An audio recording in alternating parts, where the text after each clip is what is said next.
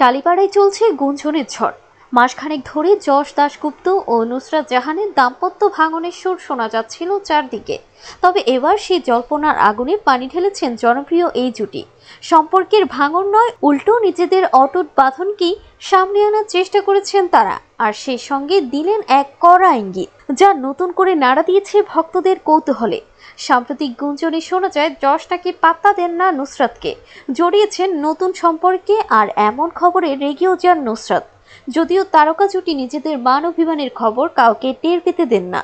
এদিকে গুঞ্জন বাড়তেই বৃহস্পতিবার নিজের সোশ্যাল হ্যান্ডেল ইনস্টাগ্রাম এক ফ্রেমে হাসি খুশি মুখে ধরা দেন যশ নুসরাত। সে সময় নিন্দুকদের প্রতি ইঙ্গিতপূর্ণ বার্তা দিয়ে নুসরাতের বক্তব্য ছিল, লোকে যখন আমাদের নিয়ে গল্প বানাতে ব্যস্ত, তখন আমরা আমাদের মতো করে বাঁচি।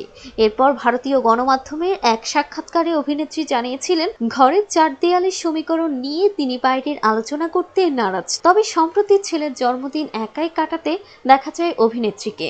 এদিকে গত বুধবার পূজার আসরেও যশকে একাই দেখা যায়। এরপরই তাদের ডিভোর্সের গুঞ্জন টালিউডে দাবানল গতিতে ছড়িয়ে পড়ে। এরই মাঝে মুক্তি পেয়েছে অভিনেত্রীর রক্তবীজ ছবির আইটেম গান। নুসরাতকে এই গান নিয়ে প্রশ্ন করা হলে তিনি জানান, গানটি দেখে যশ আমার প্রশংসা করেছে। আমি এর আগেও আইটেম ডান্স করেছি, বাংলাদেশেও একটা ছবিতে আইটেম ডান্স করেছি, আর এই আইটেম ডান্সগুলো দর্শকদের পছন্দ হচ্ছে।